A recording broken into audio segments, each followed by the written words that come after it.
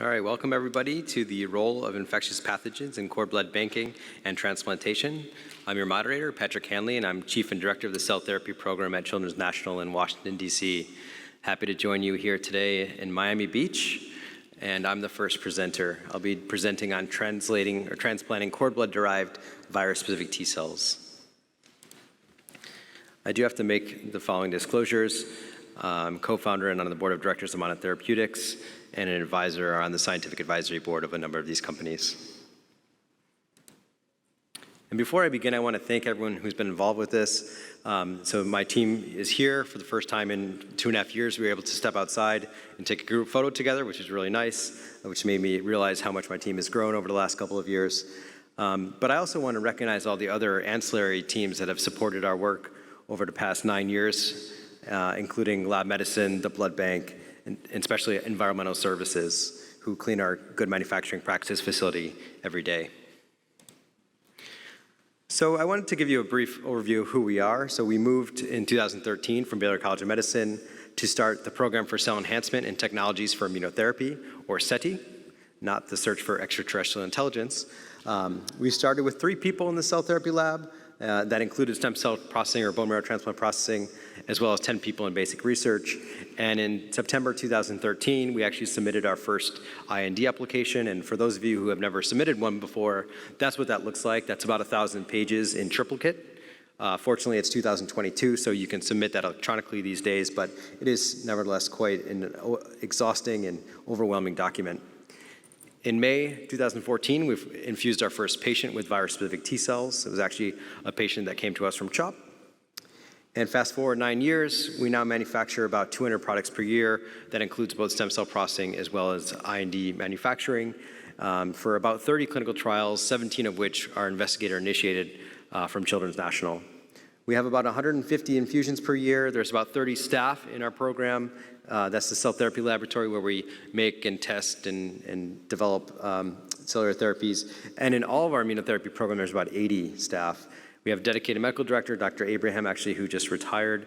And our SETI director has now become our cancer center director, and that's Dr. Bollard. So I'm going to use bone marrow transplant, or in the context of this talk, cord blood transplant as a model for cellular therapies.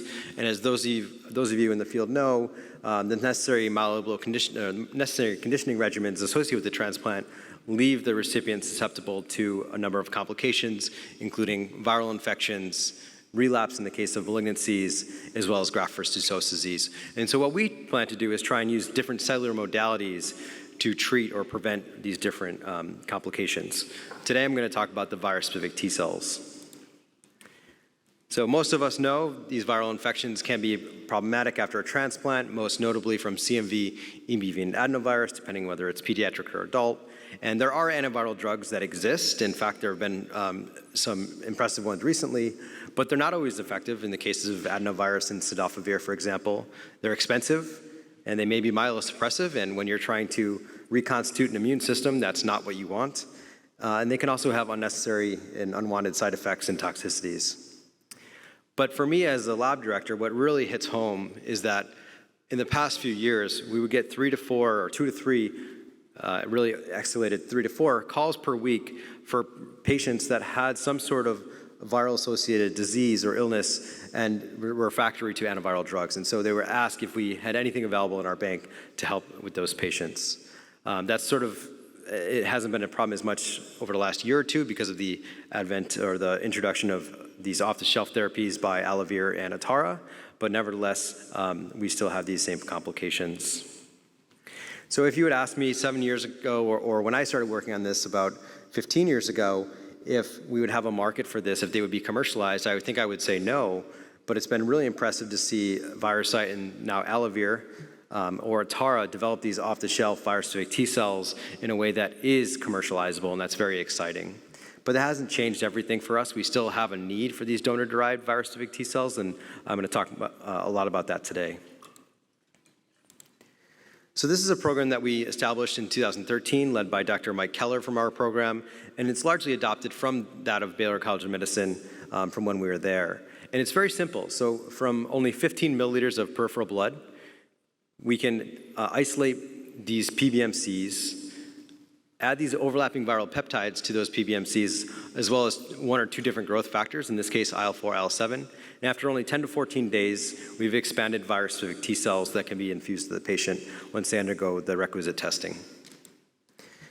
These cells are specific for those viral antigens, in this case CMV, EBV, and adenovirus, and this is an interferon gamma ELISpot that just measures the release of interferon gamma after exposure to those overlapping peptides. And this is what we would hope to see after the infusion of those virus-specific T cells. So this patient had refractory EBV. They were not responding to rituximab, and they received these EBV-specific T cells on day 0. You'll see in red the rapid decline of the EBV viral load, and then the coinciding increase in the number of EBV-specific T cells shown there in blue. And this is an overall summary of the donor-derived virus-specific T cell program at Children's National over the last 8 or 9 years. And we have an overall efficacy of about 80%, so that includes complete responses and partial responses by day 45 in over 30 patients who have been treated. And this is most notably for the viruses CMV, EBV, and adenovirus, and that's shown on the right in that graph. We've since moved on to target 6 viruses, so EBV, adenovirus, and CMV, EBV, adenovirus, as well as parainfluenza, HHV6, and BK virus. These cells are also safe, so there's been rare graft-versus-host disease and no cytokine release syndrome or other toxicities. We can also see a similar response to what I showed you in the last slide in a patient here that had SCID. And so this patient had a CMV reactivation or primary infection, and we see that there's a rapid decline in CMV viral load, again, with that coinciding increase in CMV-specific T cells over time. So I showed you that in the context of donor-derived stem cell transplant. But what about cord blood transplant, where the T cells are mostly naive, or almost all naive?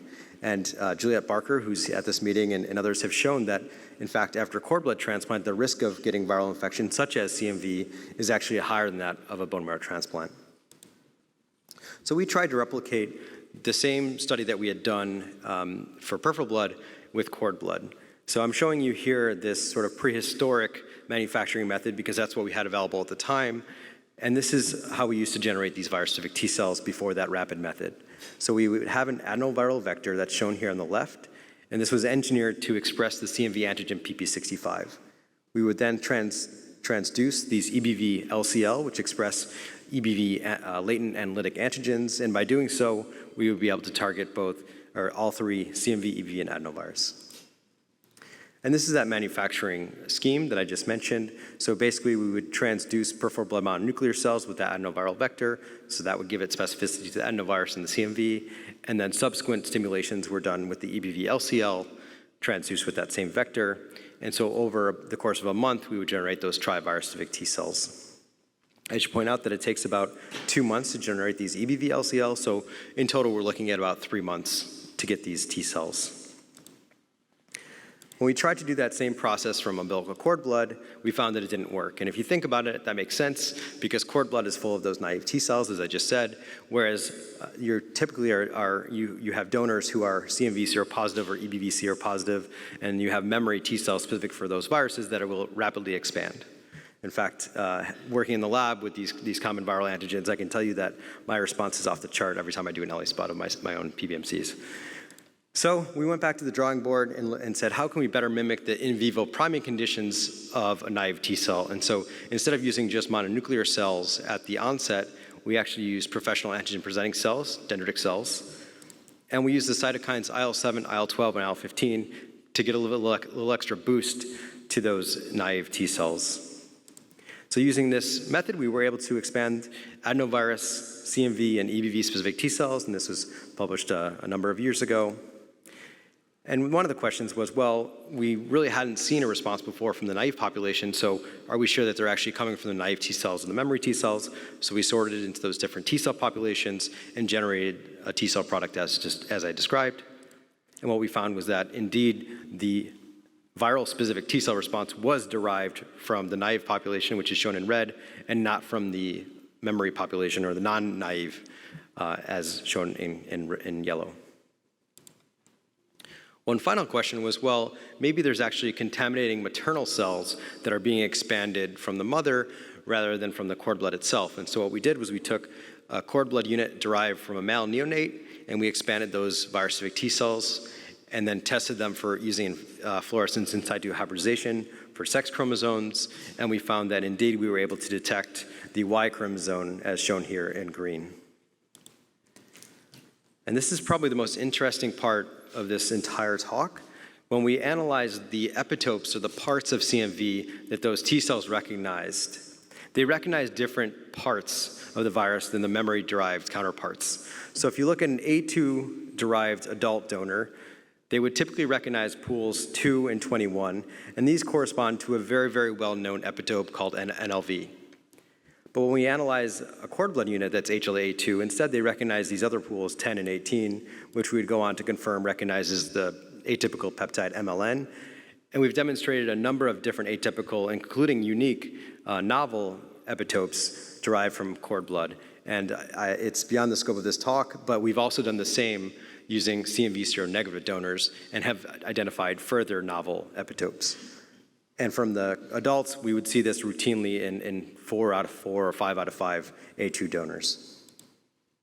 So far, we can generate these virus-specific T cells. They're derived from the naive T cell population. They seem to be functional, and they recognize the atypical epitopes of CMV pp65. But of course, the big question is, well, do they work in vivo? So we established a clinical trial, first at Baylor College of Medicine and then at Children's National, and we moved there. And it's open to any recipient of a cord blood transplant that has a fractionated cord blood unit. So typically you would have the 80% fraction, and we would use the 20% fraction to generate the virus-specific T cells. They must have a cord that has 25 million nucleated cells per kilogram pre-thaw in the 80% fraction. It's a phase 1 dose escalation study from 5 million cells to 25 million cells per meter squared, and they can be given any day after day 30. So again, there are 2 different clinical trials I'm describing here, one from Baylor and one from Children's National. Very similar trial design, slightly different manufacturing. At Baylor, we used the EBV LCL and an adenoviral vector, just as I had talked about before. But at Children's National, we actually eliminated the use of the adenoviral vector and demonstrated that we can expand these virus-specific T cells using overlapping peptide libraries, as we did in the rapid manufacturing protocol. We also use lipopolysaccharide, or LPS, to help improve the maturation of the dendritic cells.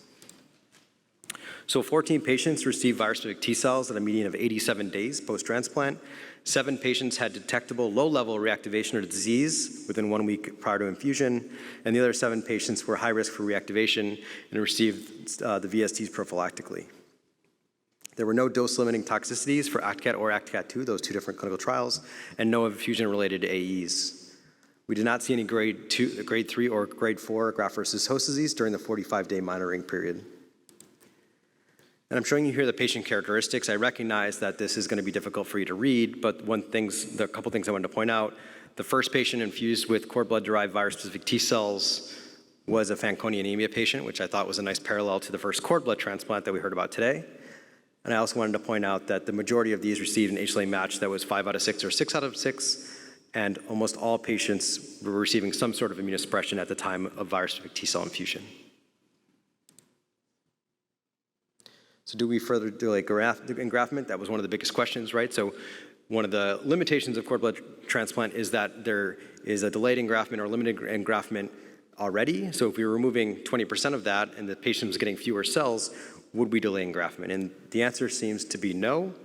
This graph was made from our time at Baylor College of Medicine, and you see here that in blue, the time to engraftment in with patients receiving only 80% of the unit was actually shorter than those receiving 100%. Indeed, this holds up at Children's National. In the paper we just published in 2019, the time to engraftment of neutrophils was actually 18 days. So here's the expansion of those virus-specific T cells from the first protocol, ACTCAT, as well as the second protocol, ACTCAT2. You can see that we can reach clinically significant numbers using both those manufacturing methods. There was a significant difference in terms of the second manufacturing method, which is good because it was an improvement. And those T cells did recognize viral antigens. So they recognized CMV, EBV, as well as adenovirus. This is a little bit busy, but I want to draw your attention to the red and the blue, where that's the CD4 and CD8 portions of these T cells, and there was a mixture of both in almost all products. And this is the graph that I had shown you before. This is from a different patient that's receiving cord blood-derived virus-specific T cells. So this patient had low-level CMV reactivation, which is shown in green. We see after the infusion of T cells, there's a decline in the CMV viral load, and there's the elevation of the CMV-specific T cells over time in that patient. Interestingly, when we looked at patients who received these virus-specific T cells either as treatment or as prophylaxis, those receiving the cells as treatment had more detectable virus-specific T cells at month 3 than those receiving them as prophylaxis. This isn't surprising, given that during reactivation, there's likely viral antigen around, so you would expect to see an expansion of virus-specific T cells if you have those T cells around. So of the 7 patients with detectable viral load, all 7 had a decrease in viral load post-VST infusion. 5 cleared the virus by 2 months post-virus-specific T cells, and of the 7 that were treated prophylactically, no patient developed end organ disease, and only 1 patient required additional antiviral therapy, which was a second VST infusion followed by cidofovir. One key question in non-modified virus-specific T cells or any ex vivo expanded T cell is whether they persist. Since these are not gene modified, they're actually much more difficult to track. And so what we did was we actually used T cell receptor sequencing. And so if you take your drug product that is going to be infused into the patient and you sequence those TCRs, you can create that, you can use them as a barcode and follow them over time in the patient. And so shown here in this panel up here, you're able to see that we do see these certain clones that pop up at different time points in the patient. And then here you're looking at a number of different products persisting in patients months after the infusion. So it's great that we were able to complete these 2 clinical trials, but there are a number of challenges that have been associated with using this as a drug product. So manufacturing these VSTs from 5 milliliters of cord blood, that's the 20% fraction, it's about the size of your thumb if you've never seen it, is very, very challenging. As someone who has manufactured most of those lines, I can tell you it is quite challenging. And in the field where you need reproducibility and do not want to rely on technical skill, this is a very challenging thing to export. So we did have a couple CTL lines that did not pass release criteria. The median time to infusion was 87 days, and so I think most transplanters would say that's probably too late. And using these different manufacturing methods, it requires live virus, which can be expensive and also risky, and it takes 1 to 2 months to generate those LCL. So we said, well, can we do better? Can we eliminate the use of all these different viruses? And so up top, this is the old method that we just went through, right? We developed a new method. So instead of having to freeze the non-adherent cells from an already frozen product, refreeze them, what we did was we thawed the cord blood unit. We basically put everything into a 6-well plate to generate dendritic cells, and anything that didn't stick, your non-adherent cells, we would use to make PHA blasts, or we would then freeze and use later as the starting material for the virus-specific T cells. And then on day 7, after that, we would use PHA blasts pulsed with the viral peptides in the presence of genetically modified K562 to provide stimulation. So these K562 have co-stimulatory molecules on them, since PHA blasts, which are just activated T cells, are not great at antigen presentation. And after 30 days, we were able to generate these virus-specific T cells. So that's what we had published here in 2017, that basically using the PHA blast and K562 and the hash marks, we were able to generate these virus-specific T cells. So that can be done in less than 30 days, so that was a big improvement for us. And we did actually start a clinical trial using this new manufacturing paradigm. We did treat a patient with these virus-specific T cells, but unfortunately, our supplier of K562 went out of business, and so we had to modify, again, our method. So we said, can we simplify this even more? So I talked about the genetically modified K562. They're not great for a number of reasons, including they're no longer available, but they're also a leukemic cell line that we had to irradiate at 200 grays, which takes upwards of 45 minutes. And for those of you who are vying for clean room space, you know that that's a long time to be in the clean room, in addition to the time it already takes. So we've come a long way since 2009 when we started the first clinical trial, and really 2006, 2007 when we first started generating these. In fact, we can now generate tumor-specific T cells from naive T cells. And so are we using the best way to manufacture these? Are there different cytokines we can use to improve the expansion? So if we can remove those K562, are the PHA blasts sufficient to provide that co-stimulation? That's something we wanted to test. And we also wanted to test whether we can improve that cytokine combination. So I just mentioned what those are. And so we took something that we had developed a few years ago. So we started to develop this new design of experiments where we can take a number of different conditions and put them in a high throughput flow cytometer and rapidly determine what the best way of expanding a T cell product is. So we originally did this in the peripheral blood, and we applied it to the cord blood setting as well. And so this is all stuff that we've done in the last 6 months. So we established these 7 different conditions. So we've replicated our original condition, which is highlighted in yellow, and then we've also adapted our tumor-specific T cell conditions and other conditions that we thought might be useful. Maybe a different person in the lab is doing it and claims that it's better. And so we tested these 7 different conditions. Shown here, regardless of the 7 conditions, they seem to expand pretty well after 3 stimulations. And when we look at the ELISpot responses, all of them seem to work in some capacity. And what was funny is sitting in Cass's office, a poor fellow was working on this, and Cass looking at it and saying, oh, I think I would take condition 5. And I said, well, I think I would take actually condition 2 because it seems like there's more antigens targeting. And so that started to plant a seed in our head that we need to make this more objective and not subjective to determine the best way to expand these virus-specific T cells. And that was further highlighted when we started looking at the intracellular cytokine staining data. And I'm putting this here not because I want you to understand what this says, but so that you get an idea of just how much data we're trying to look at and determine the best way to manufacture something. So, we had to stop looking at it in a case-by-case basis and starting looking at it in a more systemic way and almost create some sort of matrix to determine a scoring system to decide how to proceed. And this is only the CD8 T cells. I haven't shown you the CD4s. And so that's what that scoring system looks like, what I've shown here. So we can highlight in green or red a heat map of when those cells are responding, and then we would score them, 1, 2, or 3, and then we would add up all the different conditions that we think are important: phenotype, intracellular cytokine staining, ELISpot, polyfunctionality, those kind of things, and create a scoring system and determine the best. So I don't have time to show you all the data, but I will tell you, to cut a long story short, we decided on condition 2. And we were able to reproduce that in 4 different donors. You see here that there is cell expansion at or above 100 million cells, which would be sufficient for clinical use.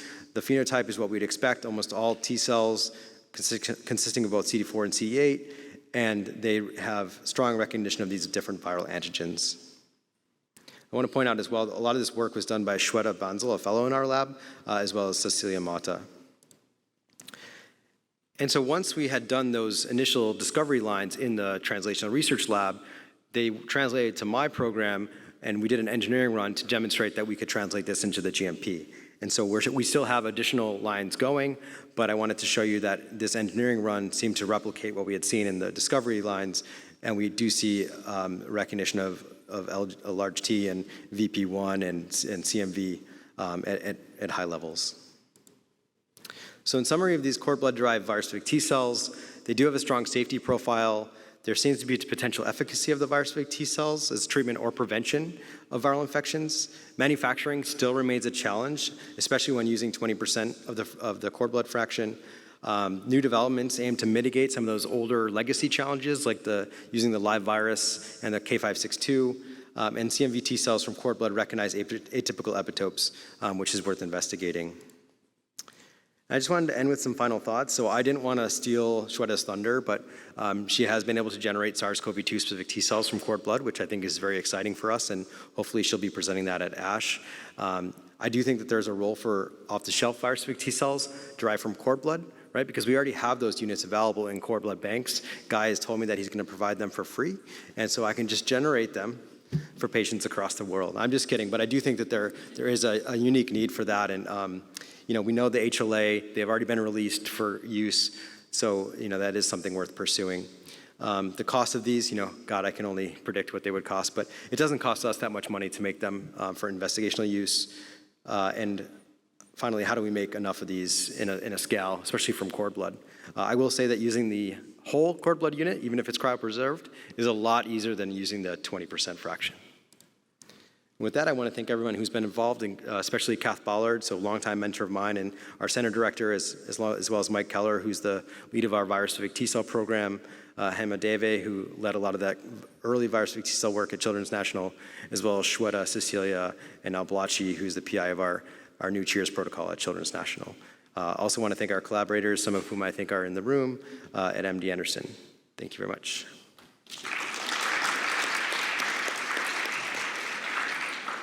So I think we do have time for a couple questions, and I will ask that we have questions after each of the talks. And please introduce yourself when you ask questions. Hey, Patrick, great talk. Tony Filiano, Duke. So this could be completely off the wall, but I'm curious to hear your thoughts. So there was this really large cohort study showing an association of EBV in veterans with multiple sclerosis. So I was wondering if you thought about, one, if you could potentially use these as a therapy for MS, which would be a good thing. Number two, are you worried about molecular mimicry and them actually inducing autoimmunity, which is not a good thing? Good question. So the first question, I think that's a great idea. Unfortunately, you're a few years too late. So Rajiv Khanna in Australia and now Atara have actually been investigating these EBV-specific T cells, at least in the autologous setting for MS. And I think they have seen some promising data that's worth looking at. Second question with molecular mimicry. We haven't really seen an issue with that. We have seen some promiscuity with the virus-specific T cells where maybe a CMV TCR will recognize an adenoviral antigen or something like that. But we really haven't seen any alloreactivity, knock on wood. And really, these cells are pretty safe to give. I think they've been given to over 1,000 patients now, not from cord blood, but in general. So, okay, great. Thanks. Yeah, thanks. Yeah, please. First question is, can we renegotiate the terms of that agreement? Can you introduce yourself? Sorry, Guy Claimer, cord blood bank, not providing free cord blood unit. All right. Oh, that's okay. Just going to read the questions. Naive T cells take longer to activate and expand than memory cells. My question is, what is the cost in relation to money and time in using cord blood T cells compared to adult T cells for CTL manufacturing, assuming you have the whole product, not just the 20% fraction of the 80-20 bag?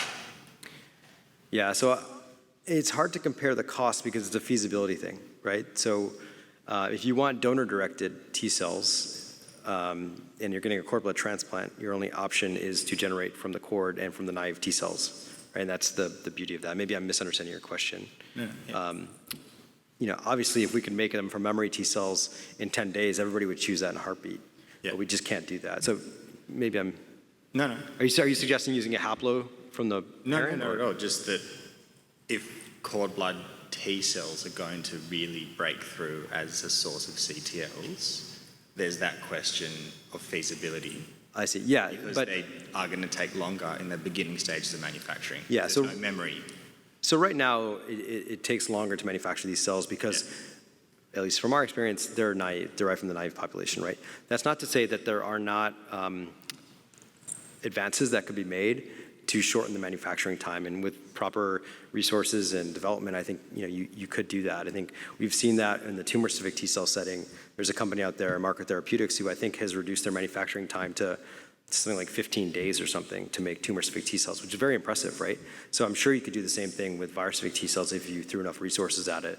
And honestly, cord blood has a number of unique advantages when used with virus-specific T cells. The fact that they probably have more central memory or effector memory T cells, things like that. They have, we've always said they have less graft-versus-host disease. So, yeah, it's all you. All me. One more question. All right. You presented HLA2 as the expressing MHC. which half the population express. Cord blood banks have large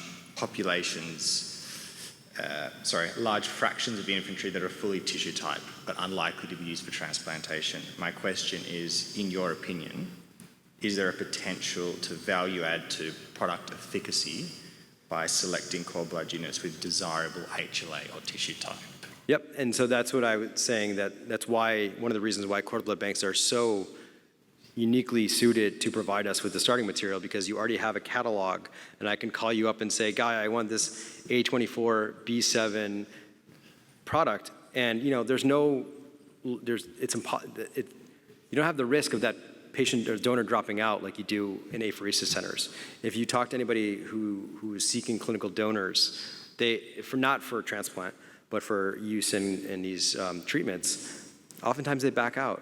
So you have it scheduled, you have this, $500,000 clinical campaign manufacturing about to start, and the donor drops out. You don't have that risk in a cord blood unit, because hopefully I can rely on you to ship me that product and arrive on time, or in advance since it's frozen.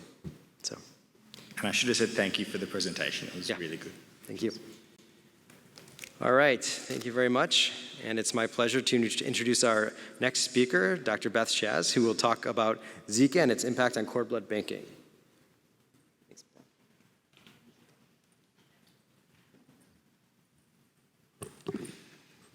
All right, thank you very much for the invitation to present today, and I'm excited to be here. So there are a few things that I wanted to speak about today. One is that the FDA has updated a number of guidances related to particularly infectious disease transmission in blood and blood components due to the need to increase the blood supply.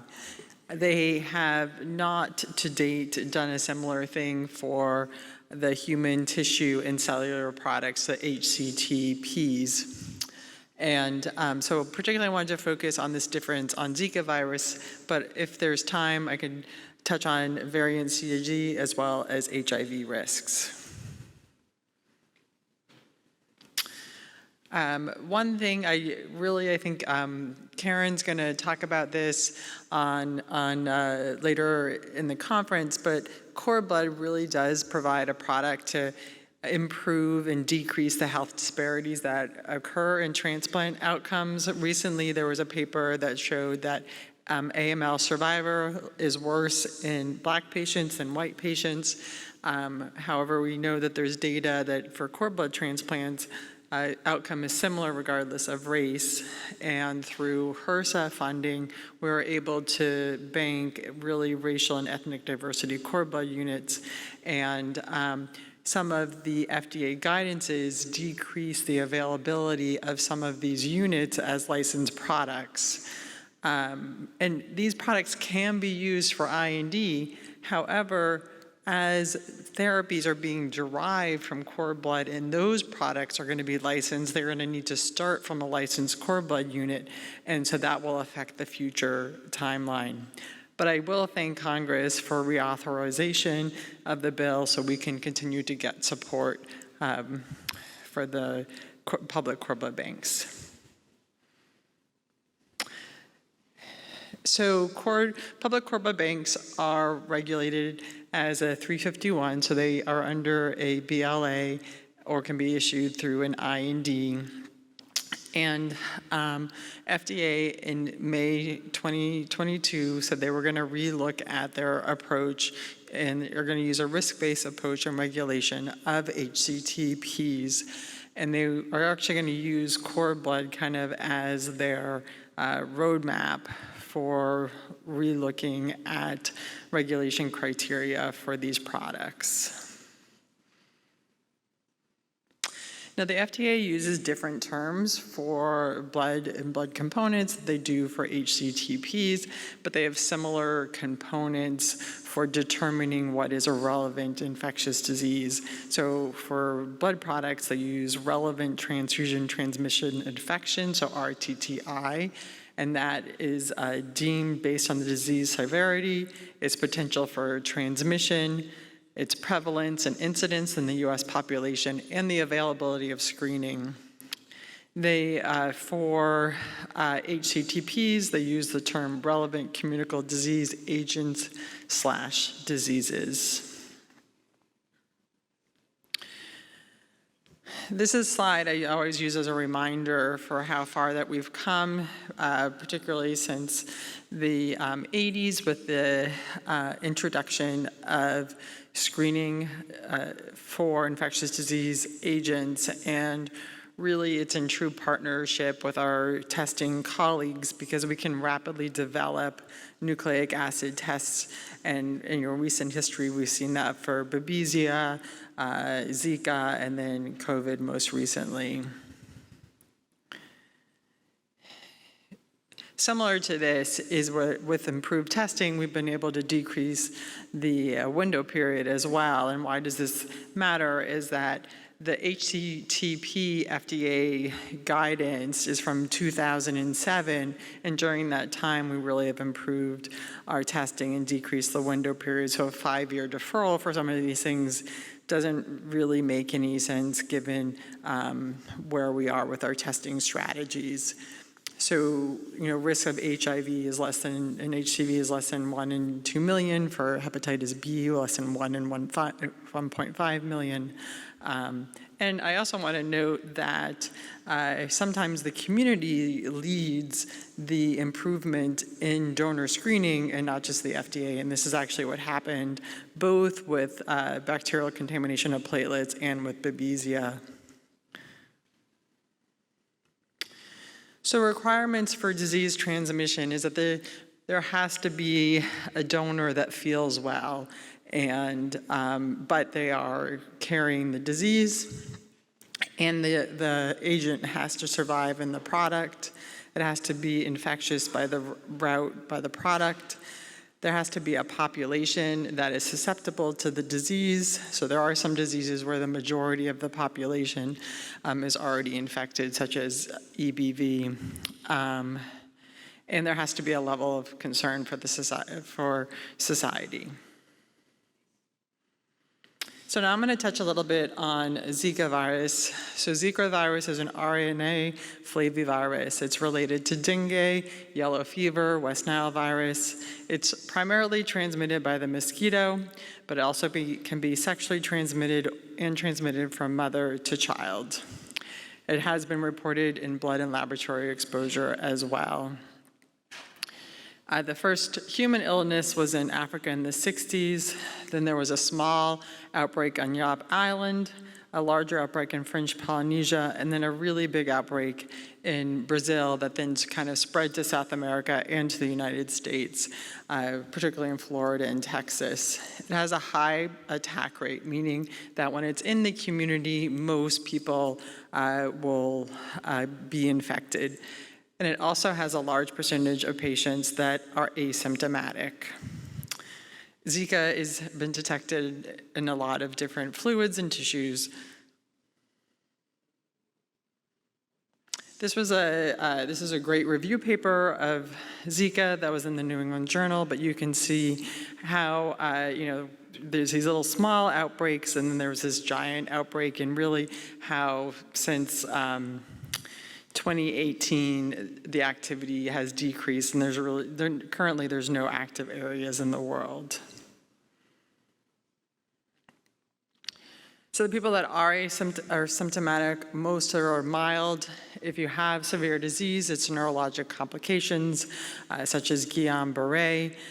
But the most severe cases are the vertical transmission. So when the mother is infected during the first trimester, the baby can have microencephalopathy and other long-term neurologic complications. So the implications in blood safety are that you do have these asymptomatic donors who are viremic, and we have, in different outbreaks, have seen that a percentage of the donor population tested positive during the outbreak. And then infection can lead to a severe outcome. To date, there have been no confirmed cases of transfusion-transmitted Zika in the United States. There have been 4 reported cases, Most of them were in Brazil. It's difficult to say they were definite transmission through transfusion because one is you have this large attack rate, so you don't know if the recipient got it in the community. Two is there's not a lot of genetic diversity in Zika, so it's hard to tell on a molecular level if that was from the donor or from the general population. But the recipients did not have symptoms from the disease. And the last Zika positive blood donation was in March 2018 in the United States. So the risk for cord blood units is that Zika does infect a number of tissues that are in the cord blood unit and in the gestational tissues, and it can be detected in the fetal tissues even if the mother was infected during their first trimester. So this shows just in 2016, the United States, the CDC does collect this data. You can find it on the website, and you can pull up whatever years you want. So they have about 5,000 cases. The majority of those were travel associated. There were, during this time, some cases in Florida, and then a very few number of cases in Texas. There were 46 cases that were through sexual transmission and one laboratory acquired case. So similarly, ABB for certain infectious diseases has a biovigilance network. And again, if you ever want to see kind of what's going on, this for West Nile virus is really important because it allows us to manage the testing for West Nile virus. But for Zika, you can see back in 2016, there were a lot of cases all over the country.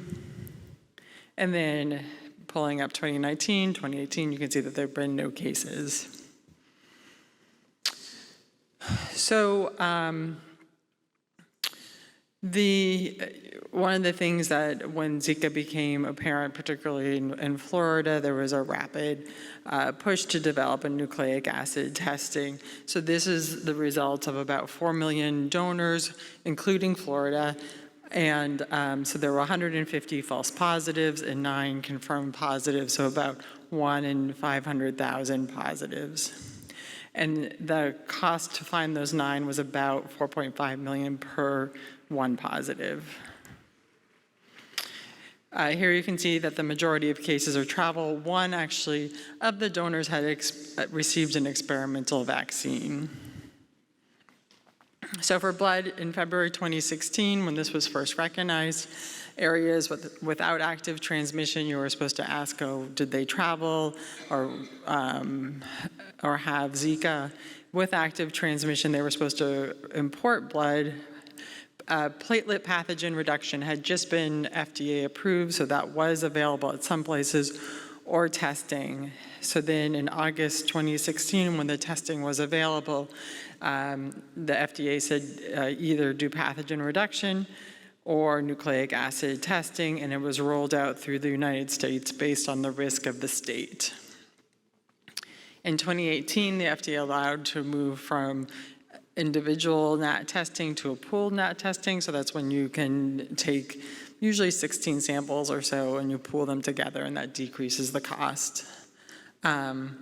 And then in May 2021, the FDA said that Zika is no longer a relevant transfusion-transmitted infection, so the previous guidance was no longer active.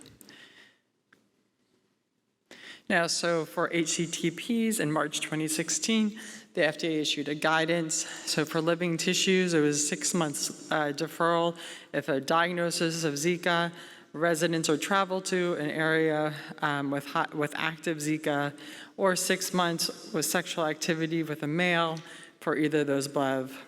Now for cord blood and gestational tissues, it was during pregnancy, and then the sex at any point was for 6 months with that, so that would be 15 months if your partner traveled or had Zika. This was revised in May 2018 to increase risk. The increased risk was then linked to the CDC website, And there's a section for domestic travel, which has dates and areas in the United States, particularly in Texas and Florida. But outside the United States, it's areas as red or purple. And this is the map. There has not been a red area in years, but the purple area is because you're purple if you have ever had active Zika, so you can't get rid of the purple. So many cord blood donors are deemed ineligible, and their units can only be issued under IND. About 10% of the cord blood inventory in the United States is at Zika risk, and thus IND. What are cord blood unit banks doing, which we do at the Carolina Cord Blood Bank? We're tracking the donations. We are testing mothers for Zika NAT testing. We evaluate the babies at birth for microencephalopathy. And we follow up with the moms 1 year later. So here's our data from CCBB. So since 2016, we have banked about 9,000 units. 85% of those are licensed, 15% are not, and about half of the unlicensed units are due to Zika risk. Of those infused, we've infused 2.7%. Now, compared to IND units, we've only infused 2% of those. And with Zika, that's even less. So only 7 out of the almost 700 units, only 1% of Zika units are chosen. And of those 7 units that have been transplanted, there's been no documented cases of Zika transmission. So this just shows using HRSA categories for race and ethnicity. One thing that's interesting that you can see is that although more of the infused units are Caucasian than what are banked, and you can also get from this slide, which is highlighted in this next slide, that particularly for Hispanic, so almost 23% of the Zika risk units are from Hispanic donors. So this guidance is adversely affecting the number of cord blood units from Hispanic donors to be licensed. And this may then impact their availability. So starting in 2019, a large number of organizations presented comments to the Advisory Council on blood stem cell transplantation, asking for the guidance to be updated and the policies to change. We're still waiting for that. We now feel like this Zika should be eliminated as a relevant communicable disease, and hope to present this topic at the FDA liaison meeting in November, since there have been no cases of transmission with HCTPs, and there's been really no recent activity in the US or worldwide. And as I said before, that this guidance impairs our health equity, because then we're not having those licensed units available for the diverse population that we want to serve. So quickly on HIV. So in the 80s, when HIV became apparent, the risk of transmission through blood transfusion was at the highest, 1 in 1,000 in San Francisco. It's now less than 1 in 2 million.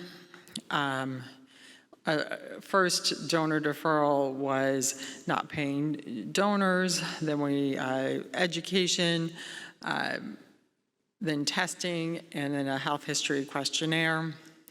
The HIV rate in the United States is about 11 per 100,000. It really varies by region, age, and race and ethnicity.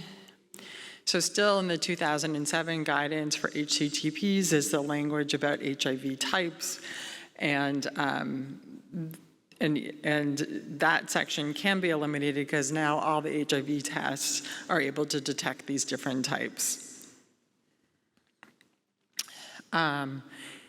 The blood questionnaire has been updated. So the first update was in 2015, where the deferral went from indefinite to 12 months.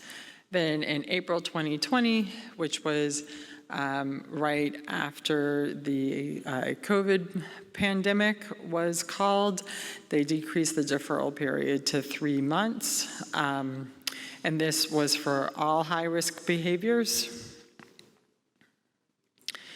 In contrast, for the HCTP donations, for August 2007, this has not been updated since then. So the 5-year deferrals for MSM and IV drugs, and then the 12-month deferrals for other have not been updated.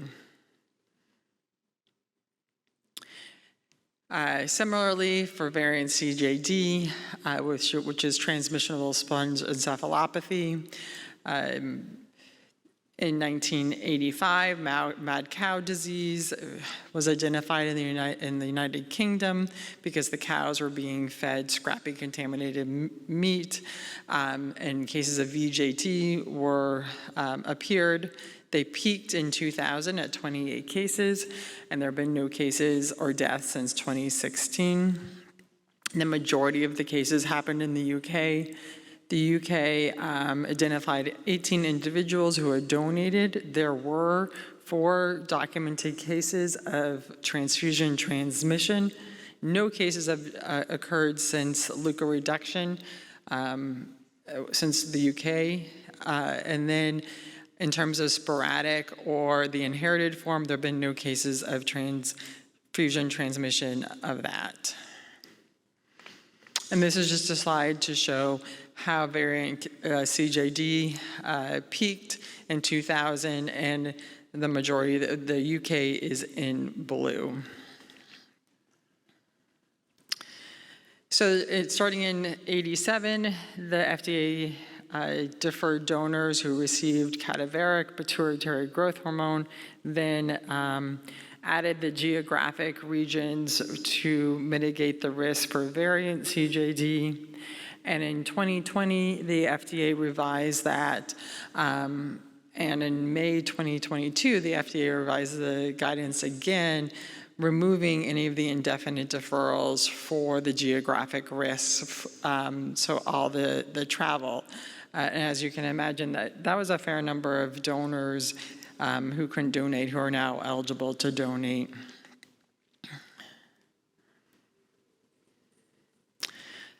So for HCTP, the criteria really remains the same as it was before 2020 for the blood donors. So in conclusion, the FDA has really updated a lot of their donor screening for blood and blood components to increase the blood supply while being able to maintain safety, but it has not done it for cord blood or other HCTP donations. And this outdated guidance limit the number of eligible cord blood units and may threaten the sustainability of the cord blood.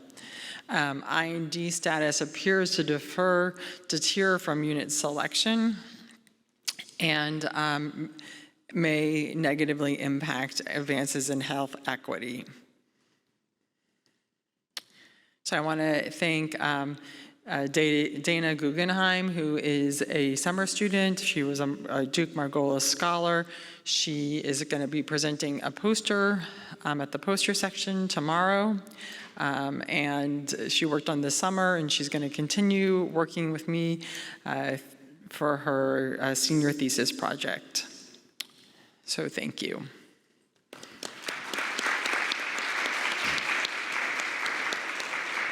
I do questions? Yes. Okay. We'll do questions now. Any questions for Dr. Shaz? I'll start with one. So if we could do it all over again, what would you do differently for Zika? I think the beginning was fine.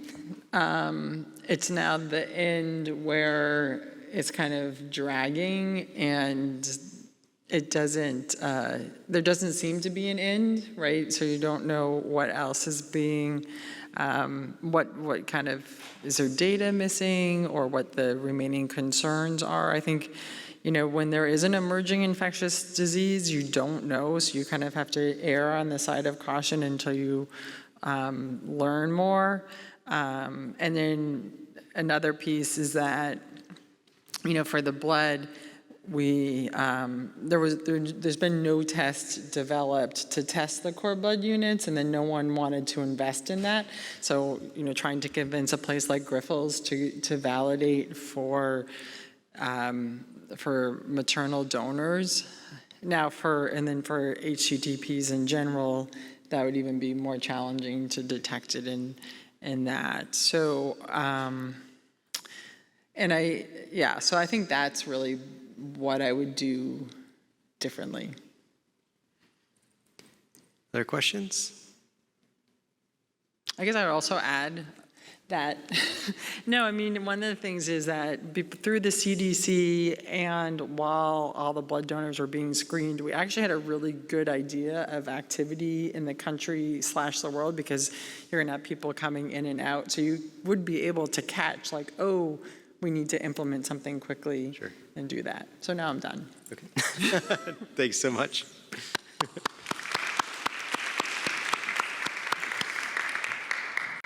All right. Hello, I'm Doug. And during our remaining time, I have 3 goals. And I may have Patrick run out and steal people from the other session, because I'm very excited about this. So my 3 goals are this. 1, in the remaining time, can I actually read the title of the talk? 2, I want to tell you a story. And 3, I want to start a movement. Randomized, multi-center, double-blinded, placebo-controlled safety and early efficacy trial of cryopreserved cord blood-derived T regulatory cell infusions, CK0802, in the treatment of COVID-19 induced ARDS. I have no disclosures. Inflammation drives COVID-19 mediated acute respiratory distress syndrome. This group, as hematologists, understands balance. When the coagulation cascade starts, at the same exact time, the fibrinolytic system also starts, homeostasis. But during severe COVID infection, there is no homeostasis. There's an overproduction of pro-inflammatory cytokines and chemokines, and far too little anti-inflammatory mediators. And the goal of this intervention is, can exogenous regulatory T cells recreate the balance for homeostasis? This group is used to looking at packed marrows. I'm showing you a packed lung. And this is a mouse model of chemical-induced pneumonitis. And on the slide on the right, what I want you to see is space. And that space is created by regulatory T cells. Adoptive therapy with T regulatory cells resolves lung inflammation. So what is a regulatory T cell? It's a specialized subpopulation of T cells which suppresses unwanted self-immune inflammation. T regulatory cells are characterized by cell surface proteins, CD4, CD25, DIM127, and most importantly, intracellular FOXP3. Upon infusion, T regulatory cells go to the site of inflammation. And upon their arrival, T regulatory cells secrete anti-inflammatory cytokines, IL-10, IL-35, and resolve inflammation. But why umbilical cord T regulatory cells?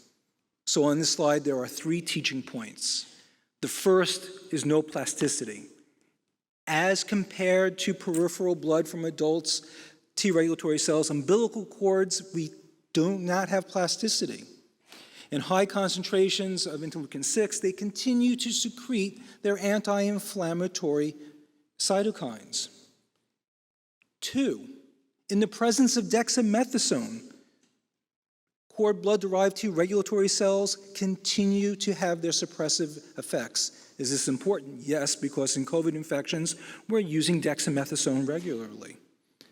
The third important part, no HLA matching is required for cord blood-derived T regulatory cells to exert their anti-inflammatory effects.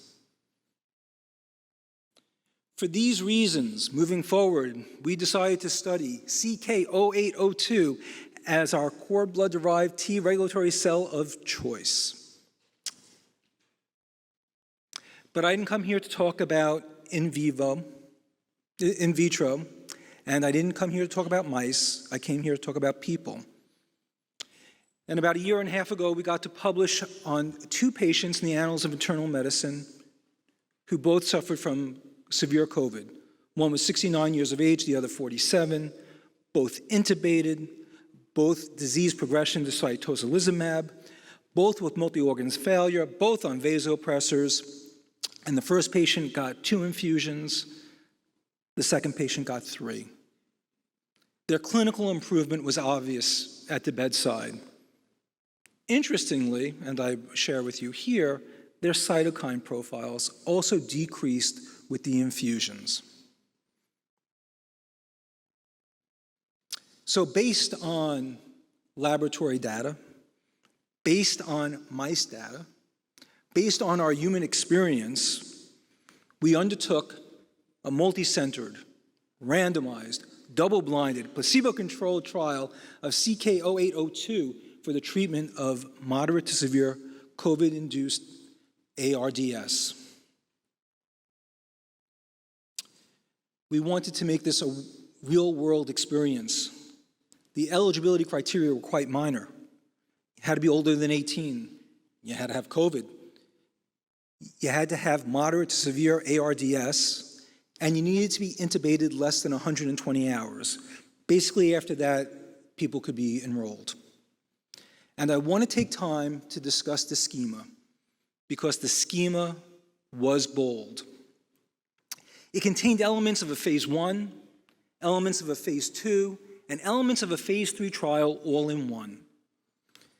It was a phase 1 trial because this was the first in human ever experience of giving cord blood to patients intubated with COVID. So above and beyond all else, it was a safety trial. 2, it was a dose-finding trial, like a phase 2 trial.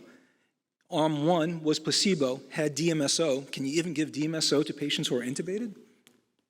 Second arm has a flat dose of 100 million cells, and the third arm had 300 million cells. So it was a dose-finding trial. But it was phase 3, double-blind, placebo-controlled. Why?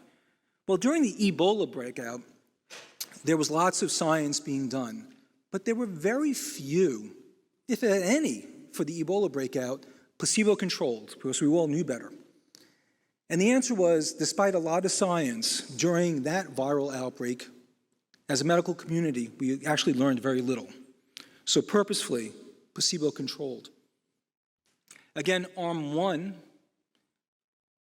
placebo with DMSO. Arm 2, flat dose of 100 million cells, day 0, 3, and 7.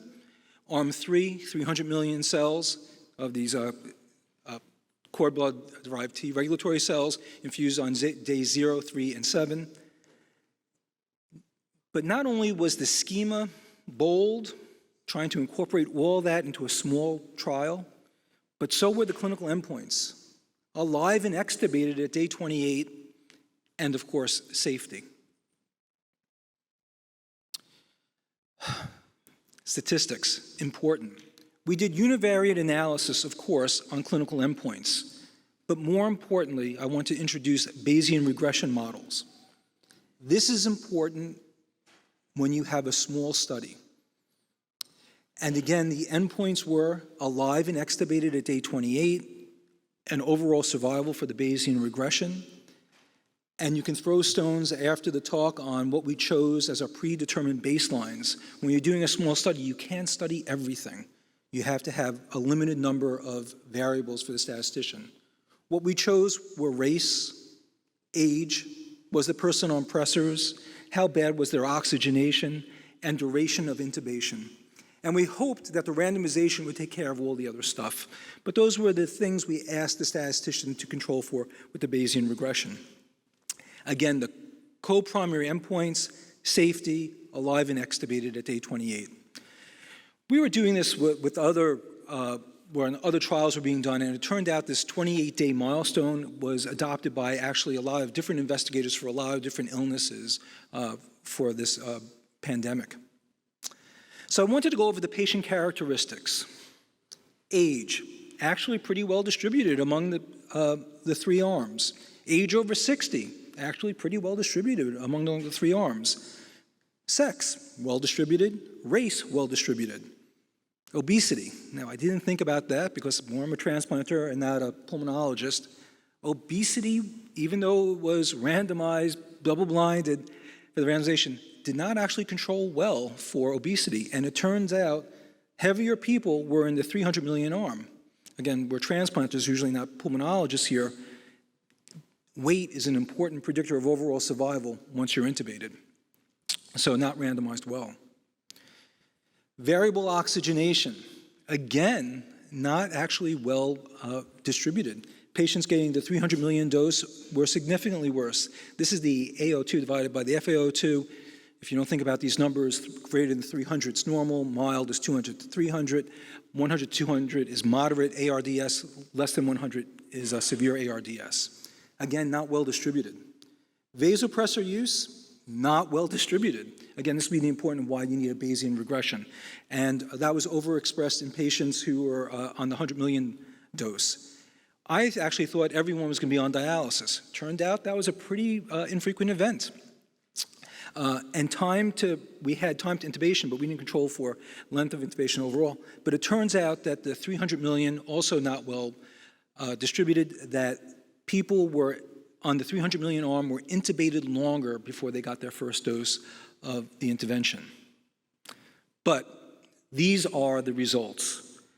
We enrolled among the 5 centers, 45 patients, equally randomized, 15, 15, 15 in each arm. And we ended enrollment in April of 21. I'm just going to put this as an aside. We come back to it later. There were no significant developments of HLA-specific antibodies during the whole entire process. These weren't antigenic. Importantly, this was a safety trial. No dose-limiting toxicities were observed in any of the arms. So even a placebo, you can give an intubated patient on tons of oxygen, DMSO, and they'll survive it. But also, there were no grade 3 toxicities or higher. Actually, there were really no toxicities on any of the arms. This is the Kaplan-Meier curve and does not take into account the Bayesian analysis. The top line is the overall survival for individuals who got the 100 million dose, day 0, 3, 7. The middle line, the black line, is the placebo, and then the 300 million dose is truthfully the worst curve. But again, as I had shown you,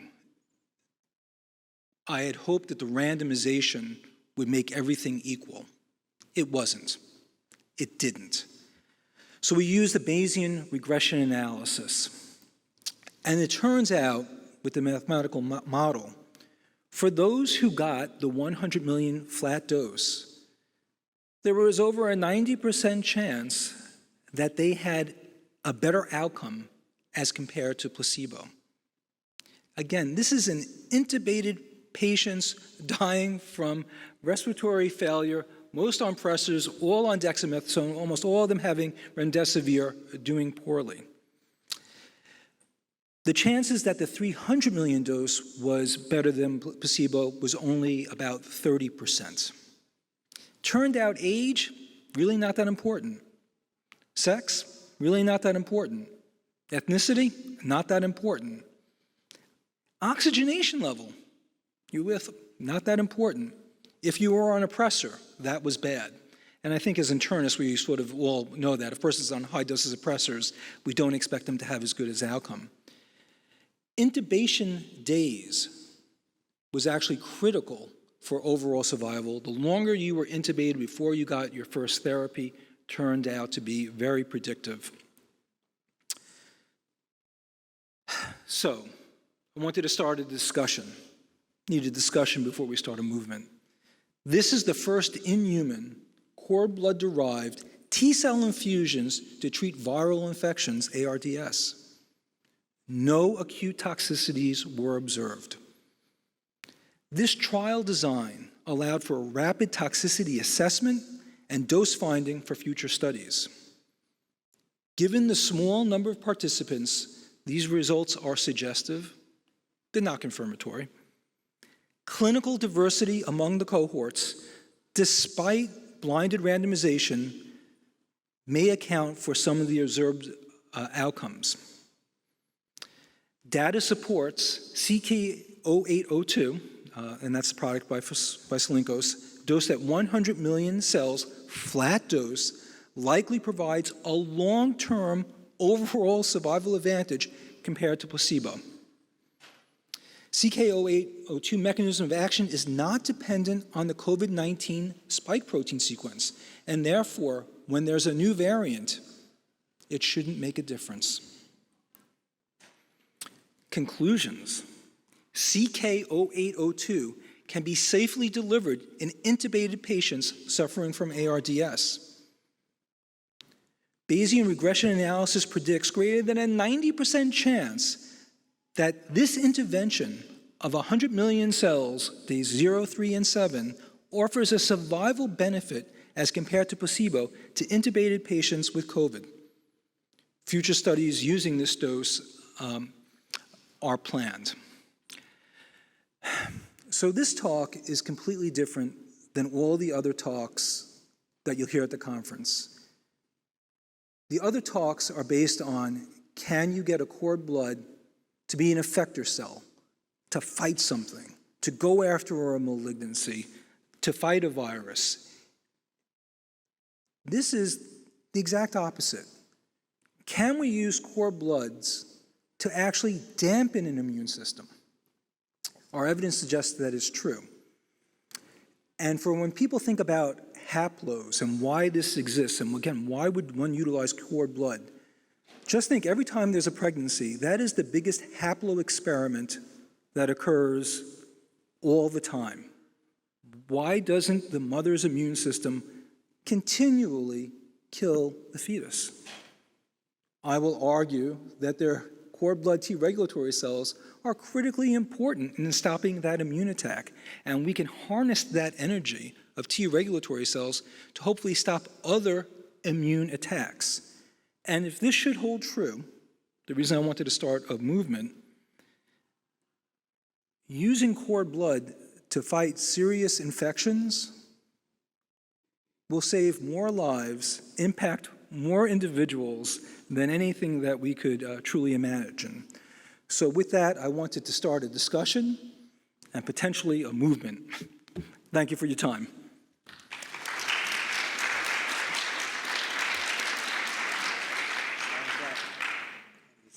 This talk is now open for questions.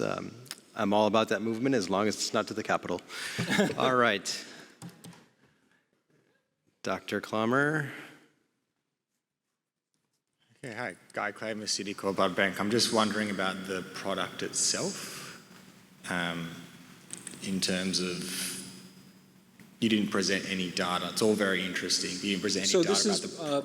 So the manuscript's coming out. This is a product by Salinkos.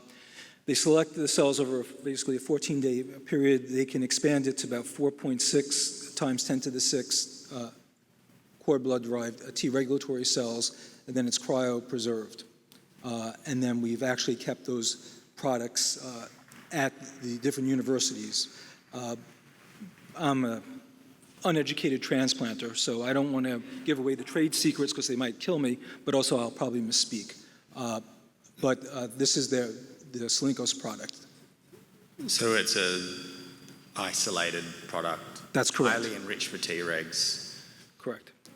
So do you think that there's less efficacy at the 300 million dose because they've gone through more expansion? Like, do you have any ideas about that functional differences in the dose? That There's- you put more in, but you get less out?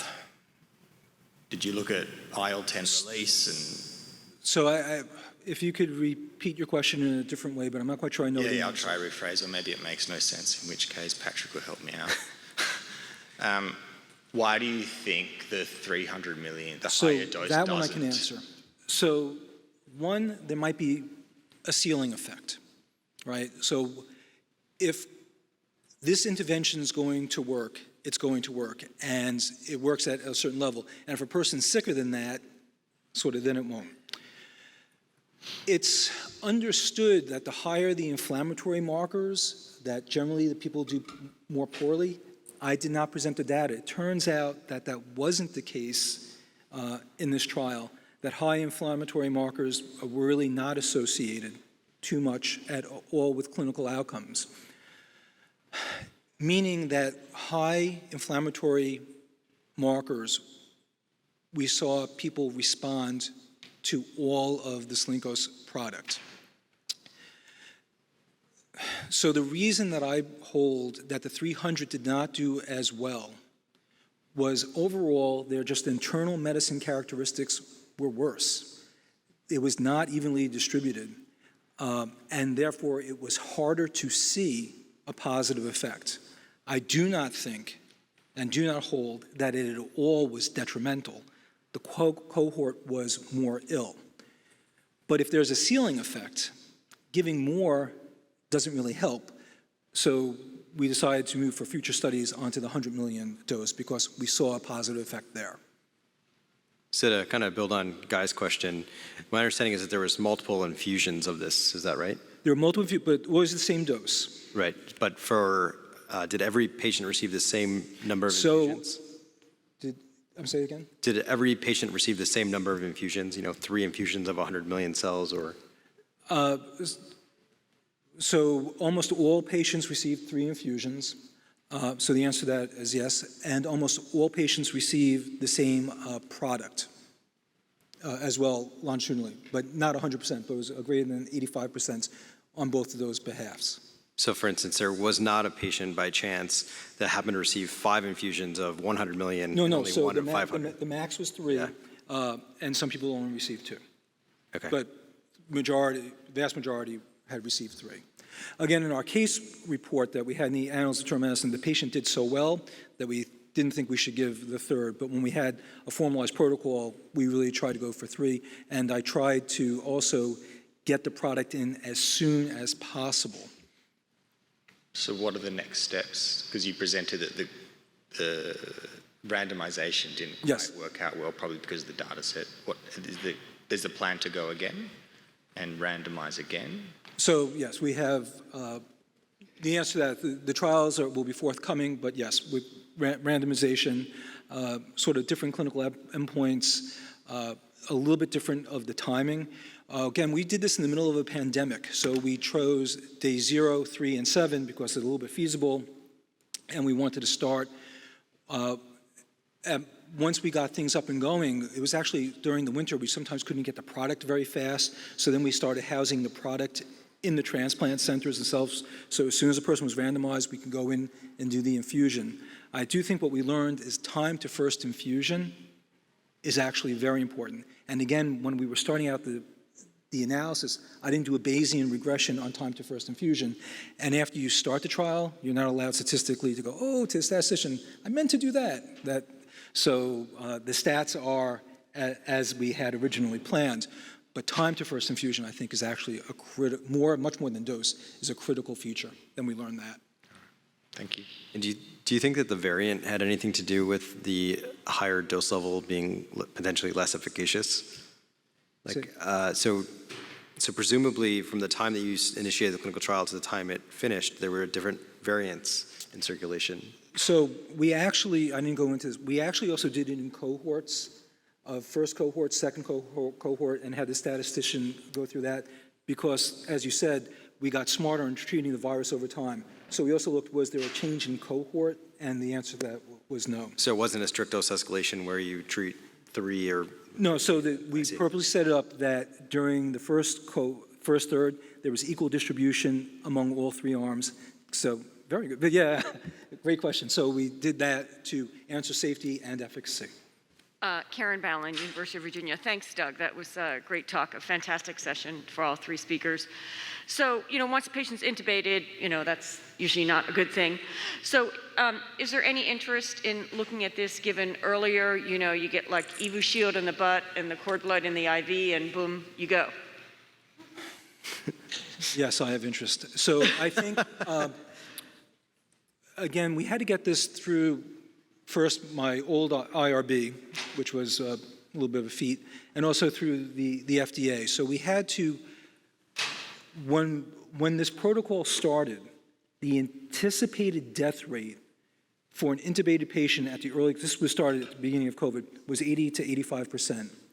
It turns out there was about a 33% death rate for these individuals. And trying to show any survival advantage when there's such an anticipated or even high 33% death rate is extraordinarily hard. But we were able to show unequivocally a safety signal.